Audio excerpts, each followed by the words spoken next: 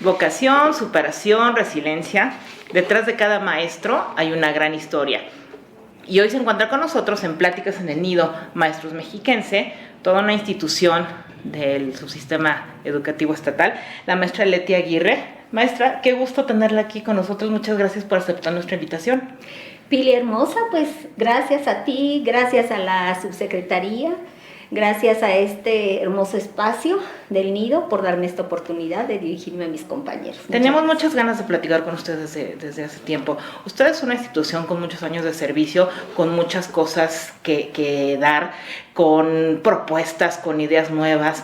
Y pues me gustaría que nos platicara, maestra, un poquito de su historia. ¿Cómo empieza toda esta trayectoria? Bueno, mira, son ya casi 45 años fabulosos, con una formación de educadora por condición, por circunstancias, y una vez iniciado mi trayecto, por convicción. Me tocó en este trayecto transitar del modelo de la concepción de educadora, muy femenina, muy tierna, con capacidades y competencias muy maternales que respondieron desde luego a un momento histórico de lo que era la educación preescolar, a la concepción de educadora, pues ya muchísimo más inteligente, más formada, más congruente con lo que eran los planes, son ahora los planes y programas de estudio. Hemos sido afortunadamente testigos de cómo la educación preescolar transitó en esa historia desde tener un carácter asistencial hasta ahora ser reconocida constitucionalmente con su obligatoriedad. Claro. Y aunque todavía nos falta que esa obligatoriedad sea una efectiva en la realidad, puesto que sabemos que los compañeros de primaria, en el nivel de educación primaria, los procesos de certificación todavía permiten que los niños con la soledad puedan ingresar a primaria. Pero estoy segura que muy pronto lo vamos a ver. Qué interesante eso que me está diciendo usted, disculpe que la interrumpa. El ser educadora corresponda a una imagen de feminidad que no necesariamente corresponde con la que ahora vivimos, es un aspecto muy interesante. A usted le ha tocado ser protagonista de todo ese cambio. ¿Cómo ve a las educadoras actualmente? Bueno, aquí nos meteríamos en una categoría de análisis muy escabrosa, porque el tener ahora una concepción de educadora que responde a una formación más cognitiva de los alumnos, más consciente, sin dejar de lado lo que es el juego, lo que es lo socioemocional, lo que son los lenguajes, que son las necesidades básicas de los niños en esa etapa, no nos quita lo femenino. O sea, para mí la igualdad de género no nos despoja de las cualidades femeninas. Hay un abismo entre la igualdad de género y el dejar de ser femenina, claro, que ese sería otro tema de conversación. Sí. Otro tema de conversación. ¿Cómo era usted cuando decidió dedicarse a la educación, maestra? Pues efectivamente era una joven que inicialmente tenía esos patrones de conducta que respondían a un momento histórico en donde pues mis adorados padres pensaban que como mujer yo tenía que recibir cierta formación, porque yo me iba a casar y iba a tener muchos hijitos y pues no iba a necesitar aportar a una familia, ¿no? Por eso cuando uno decide el ser docente o dedicarse a esta carrera, eso se construye en el trayecto. Esa voluntad se va generando cuando nos vamos enfrentando en los diferentes contextos de la labor docente. Eso no se construye en la normal. En la normal nos dan las herramientas básicas de los conocimientos, pero la verdadera noción, la verdadera voluntad de ser docentes, de dedicarnos a la educación, de ir por estos trayectos en lo que responde a la educación preescolar, primaria, secundaria, se va construyendo en el camino. Yo me inicié en preescolar, siempre lo he dicho, con mucho orgullo y a mucha honra, y he incursionado por todo lo que es educación básica. Y hablando de estereotipos, las educadoras, el concepto al que yo me refería al inicio de mi carrera, no es tanto de nosotros, sino socialmente cómo éramos reconocidas. O sea, la sociedad y los mismos estereotipos de la educación superior nos enmarcaban en alumnas, porque éramos preferentemente damas. Sí. Teníamos que tener ciertas cualidades, ¿no? Ciertas cualidades y características donde además de bonitas teníamos que hacer muchas cosas hermosas. Y ahora en ese trayecto de la historia les hemos demostrado que nosotros también somos personas muy inteligentes, capaces de dominar en cualquier escenario lo que corresponde al desarrollo de los alumnos en cualquier etapa, al conocimiento de los niños. Efectivamente, todos los que cursamos alguna vez por la educación preescolar, no me dejarán mentir, si hay alguien que recordamos, es a nuestra maestra de preescolar, a nuestra maestra de los primeros años. Entonces, yo creo que la historia de la vida fue mostrando la trascendencia fundamental que tiene la educadora en la vida de todas las personas. Me gustaría saber, maestra, de esas cualidades que usted observaba, que usted tenía cuando era joven y que después se fueron modificando, se fueron perfeccionando, se fueron desarrollando. ¿Cuál considera usted que fue fundamental para encarar todas esas necesidades que fueron dándose a lo largo de la vida, de su trayectoria, de los cambios? Mira, Pili, lo primero que hemos tenido siempre claro es que los niños en la etapa de preescolar, sus necesidades básicas para el aprendizaje las tenemos que satisfacer a través del juego. Les llamamos necesidades lúdicas. Entonces es algo que difícilmente los otros comprenden, porque por eso se nos ha estigmatizado como jardineras o las que juegan o entretienen. Pero es todo una odisea, es todo un engranaje conceptual, el aprender a jugar con los niños para comprenderlos, para enseñarles y para establecer la relación pedagógica con ellos. A través del juego nosotros desarrollamos todos sus lenguajes, que son el andamiaje que les van a permitir después pasar a su pensamiento concreto y tener cualquier relación con cualquier objeto de conocimiento.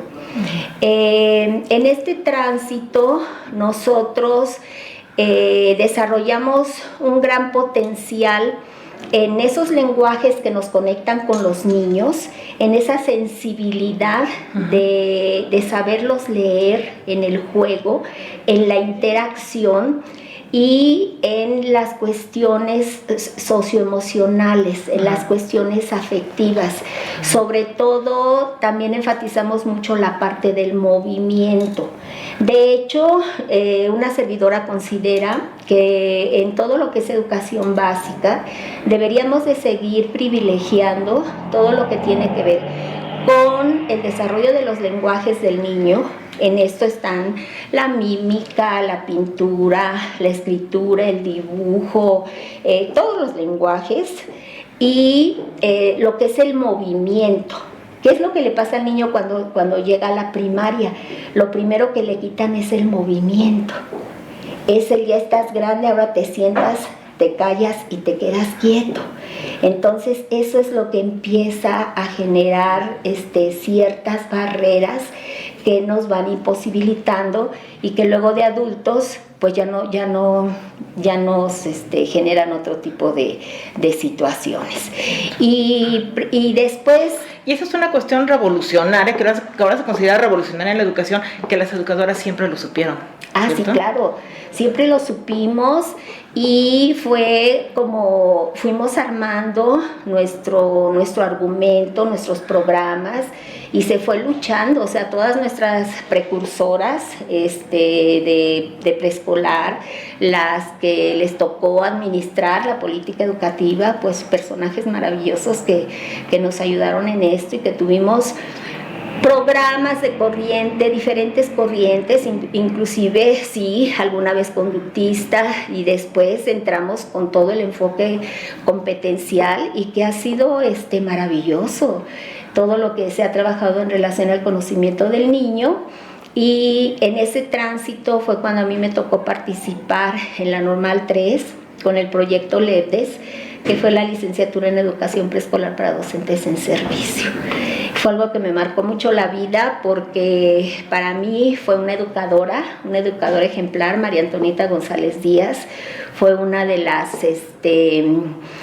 las creadoras, yo diría, si me lo permiten así reconocerlo, de ese proyecto, y pues todo el equipo de intelectuales que estuvo incluido para darle vida y sentido a ese proyecto. Tuvimos la suerte de participar desde que el proyecto se empezó a integrar, y después como primera generación, el poder aprender, porque yo aprendí de ellos y de todo el equipo que estuvo con ellos, gente como María Bertelli, que en paz descanse, como Juan Luis Hidalgo Guzmán, como Teresita del Niño Jesús, que había sido alumna de Piaget. O sea, gente muy muy importante que participó en ese proyecto, y que finalmente pues nos enfrentaron a referentes teóricos, en donde comenzamos a confrontar lo que habíamos venido trabajando con todo ese bagaje, de la teoría, que nos vino a enseñar cómo se daban los procesos cognitivos en los alumnos. Y eso no fue lo más interesante, sino que en esa experiencia también nos enseñaron a ver cómo se expresa la teoría en lo cotidiano. Exacto. Porque a veces lo que nos pasa con los estudios de posgrado es que queremos verificar la teoría en lo cotidiano.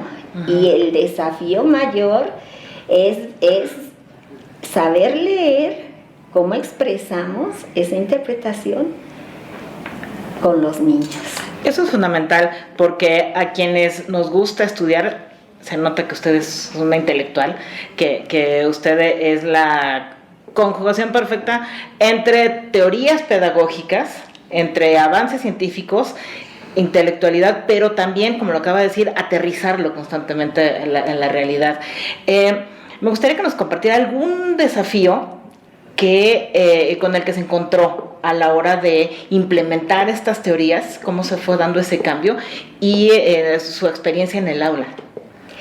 Fíjate que el desafío más enorme que me he esforzado por realizar, pues ha sido el ser autogestiva. Uh-huh. El ser autogestiva, he tenido la necesidad de trabajar en escenarios lejanos a mi núcleo familiar, uh-huh, al núcleo donde yo nací, que fue aquí en Toluca. Okay. Y difícilmente podía yo compaginar estudios de posgrado con mis necesidades familiares y mis necesidades laborales, y quizá lo pude haber hecho, pero precisamente esta experiencia de la que te hablo me despertó mucho la voluntad de saber y conocer, pero de manera autogestiva. Uh-huh. A mí me tocó una etapa cuando inicié a ser supervisora, en donde en Tezcaltitlán, Almoloya de Alquiciras, nuestras compañeras educadoras solo tenían de formación la secundaria. y ya eran compañeras interinas, ¿sí?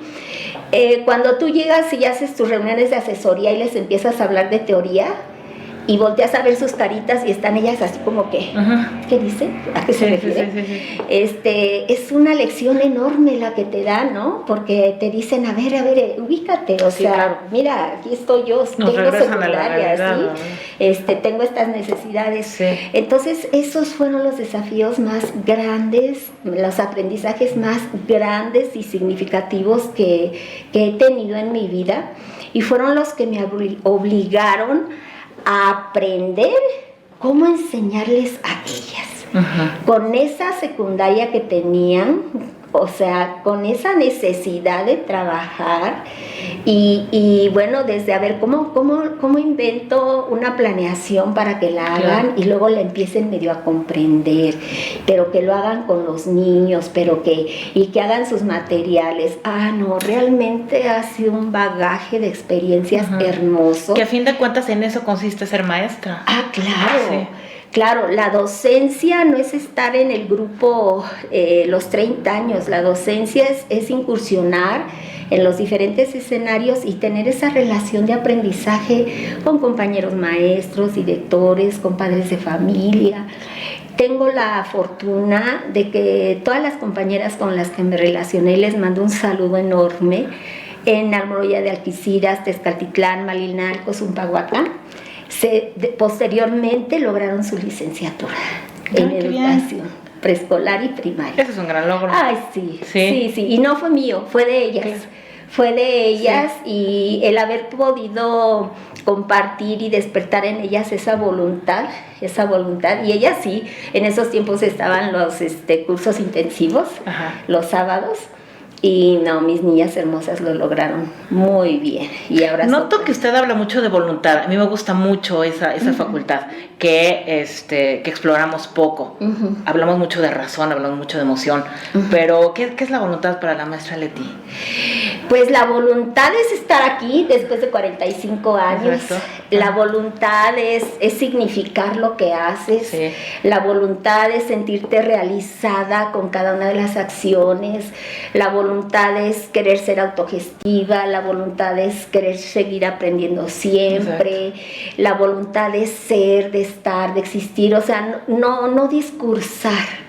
No discursar solamente. Sabemos que en todos los escenarios y en todas las profesiones pues hay un discurso, hay un deber ser, hay un currículum formal, un currículum oculto, pero hay que privilegiar lo que vivimos, porque lo que vivimos es lo que te va generando la voluntad. O sea, sí, yo estudié por cuestiones circunstanciales, educadora, pero afortunadamente encontré esa voluntad que me mantiene de pie todos los días y que me ha hecho muy feliz, y creo que he compartido cosas buenas con todos mis compañeros en todos esos escenarios. Eso que llamamos vocación, en realidad es un ejercicio de la voluntad, esa necesidad de ser libre, de ayudar a que los demás también lo sean, porque en eso consiste la educación, ¿no? En el ejercicio de la libertad para desarrollar facultades, qué sé yo. Claro, y la voluntad es la voluntad de elección, o sea, que no esperes a que te digan qué tienes que hacer, sino que tú ya estás viendo a los niños, estás viendo a tus maestros, estás viendo tu escenario de influencia, tu área de influencia, de acuerdo al desempeño que te van asignando, y entonces tú dices, bueno, mi responsabilidad mínima, de acuerdo a la normativa, es mantener esto en estas condiciones, pero mi voluntad de ser, de hacer es recrear, es reinventar, es mover a la gente, es hacer. Allí es donde realmente empieza la cosa, ¿no? Lo más rico. Sí, y yo creo que sí se logra, porque en los acompañamientos, en las visitas a las escuelas, con el personal directivo, los compañeros supervisores, andar los caminos, andarlos con ellos, salir del confort e ir por todos esos lugares donde a veces nos costaba lágrimas y recién iniciábamos, porque sí es muy difícil. pero ahí encuentra uno tantas cosas bellas, encuentra uno la verdad, la verdadera razón de ser, de que puedo hacer algo más que discursar una teoría, ¿no? Se hace camino al andar, sí, ¿verdad? Algo parecido, sí, porque pues yo la primera vez que discursé mi teoría, que igual si me hubieran escuchado mis maestros hermosos hubieran dicho, ay, bravo, ya te la aprendiste, ¿no? Pero cuando vi las caras de mis compañeras que dijeron, bueno, ¿qué está diciendo, no? O sea, no, es muy hermoso, es muy hermoso. Bueno, yo he amado mucho mi profesión. Que se vale también esto del discursar, nos gusta. Ah, no, claro. Pero como usted dice, encontrarle el sentido, ¿no? El significado, aterrizarlo, ponerlo en la realidad. Yo creo que tener voluntad personal es un desafío de cada día, pero el que tú la puedas despertar en los otros también es algo maravilloso. Sí. Y no es fácil. Sí. No es fácil, es algo que requiere de un trabajo sistemático, que requiere de enseñanzas, que requiere también de muchos tropiezos. Y también requiere de que todo lo que tomes de la otra persona que no te acepta, porque en el trayecto te encuentras con muchas negaciones, cometes muchos errores, muchos rechazos, muchas rivalidades. Es muy compleja la relación en nuestro ámbito, muy compleja. Sobre todo cuando no tienes estudios de posgrado, ¿no? Que dicen, ay, pero ¿por qué la maestra ya tantos años? Inclusive a mí me dicen, maestra, ¿por qué no se jubila? Y les digo, porque soy muy feliz y porque siento que estoy haciendo las cosas muy bien. Pero qué bueno que así lo sea, que sea complejo, porque no es para menos, ¿no, maestra? O sea, no, sí. Hay muchas personas con todo un mundo de ideas en la cabeza, de planes, de ilusiones, de voluntades, y entonces no es para menos toda esta complejidad que se genera en las relaciones entre docentes. Y precisamente era lo que te iba a decir, que esas barreras, esos rechazos, esas rivalidades, se convierten en desafíos, y es lo que nos hacen aprender más. Porque entonces dices, ¿cómo le voy a hacer para ganarme a este compañero? O para resolver este problema en esta escuela, o con Chano, Juan o Perengano, y pues te hace más fuerte. Y usted ha estado en todos los escenarios docentes, ¿verdad? Afortunadamente. Conoce ser maestra de grupo, horas clase. Horas clase no, mira, he sido maestra de grupo, directora con grupo, auxiliar de supervisión, supervisora, he trabajado como auxiliar en subdirecciones regionales, estuve un ratitito cuando era departamento de educación preescolar, estamos ahorita en la subdirección regional, estuve en la normal 3 en ese ratito, que fui así como que para ellos era yo la visión que tenían que tener de cerca de una educadora que estaba en campo.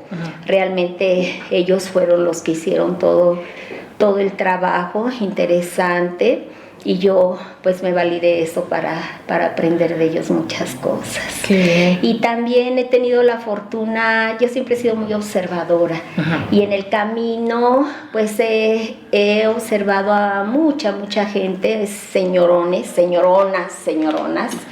que pues que podría mencionar ahorita si me lo permiten, y de las cuales aprende uno cosas fantásticas, y que han sido precursores pues en diferentes ámbitos de la educación. Nunca he tenido la fortuna de ser amiga de ninguna persona muy destacada, ni de ninguna persona muy importante, pero sí he tenido la fortuna de observarlos y de aprender de ellos. Por ejemplo, en el ámbito de educación preescolar, desde que yo egresé, pues estaba la maestra Silvia Novoa, Elisa Cedeño, que siempre fue también un ícono maravilloso.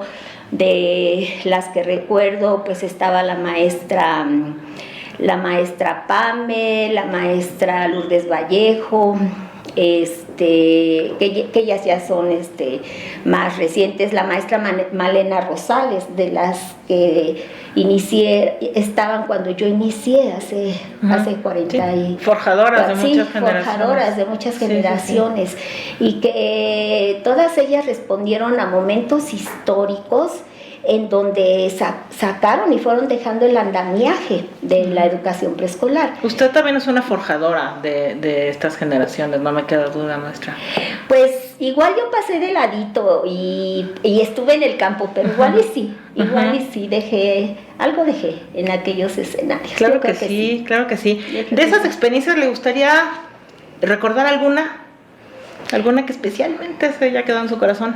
Alguna en lo laboral, sí. Pues, hay muchísimas. ¿Sabes algo que me marcó mucho? Cuando inicié como supervisora escolar, pues reciente, había terminado lo que fue el EBDES, la licenciatura en educación preescolar, y sales como una nube, ¿no? Así de que crees que sabes muchas cosas. Y el maestro Álvaro López Espinosa me dio la oportunidad de irme al Moloya y a Tezcaltitlán, y él me preguntó en aquel entonces que si tenía carro, que si sabía manejar y que si conocía yo esa ruta, y le dije que sí a las 3 cosas, y no era cierto. Perdón, maestro. Perdón. Y me fui, y pues yo lloré como un mes porque pues. Pero usted sabía que sería capaz de aprenderlo. No, sí. La voluntad. Sí. Y pues lo logramos. Yo caminaba, porque los taxis te dejan a pie de carretera y caminas hacia las escuelas. Entonces, pues eso me enseñó muchas cosas, porque me enseñó a relacionar. Yo le tenía mucho miedo a los animales. Por allá hay muchas víboritas, y también en Malinalco, por ejemplo, eso me pasó mucho. Conocí a las mazacuatas, a los cascabeles, pero eso me enseñó a querer más a los niños. Me enseñó más sobre todo a quererlos conocer, y a tener la voluntad de que, aunque fuera en el último rincón de Monte Grande, por ejemplo, en Malinalco, que valiera la pena la ida. O sea, que no ir por ir, sino que llegar y hacer algo verdaderamente por ellos. Verdaderamente por ellos. Yo creo que fue lo que más marcó mi profesión, esos trayectos, y desde luego lo que he compartido con mis compañeros supervisores, con mis compañeras educadoras, que hemos construido juntas muchísimas cuestiones muy importantes. Y bueno, en este momento el que el licenciado Tinoco me haya dado la oportunidad de estar en esta subdirección regional, pues es como estar cerrando mi vida profesional de una manera maravillosa. Porque pues sí, me siento muy arropada por todos mis compañeros supervisores, por 13 municipios que están trabajando de una manera fantástica, y Básica Ixtapan de la Sal somos todos.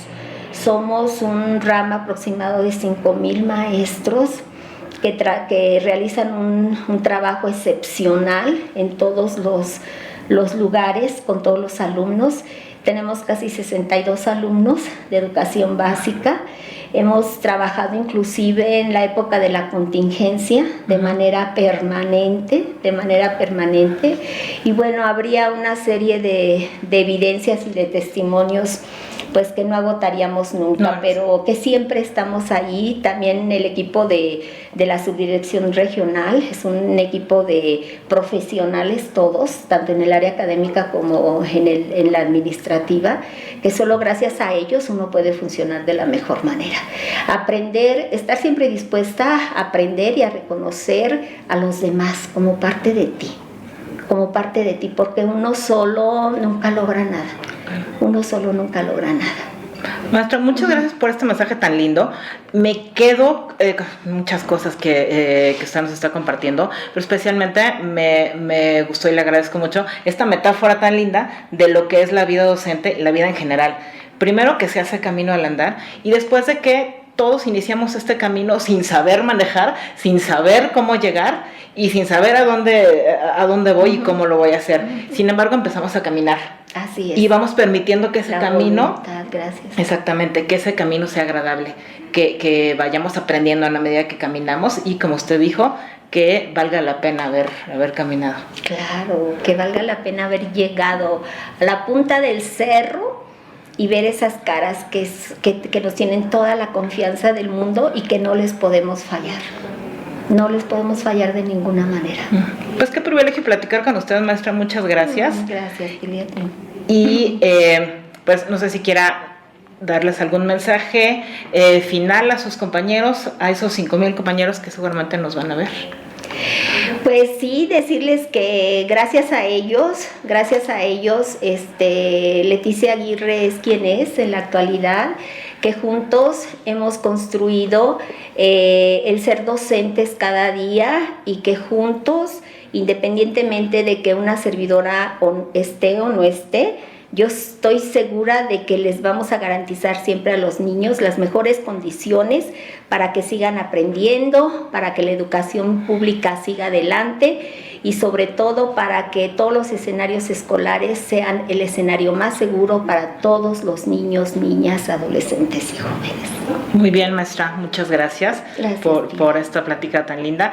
Y a ustedes, compañeros, muchas gracias por acompañarnos aquí en Pláticas en el Nido, Maestros Mexiquenses. Nos vemos la próxima.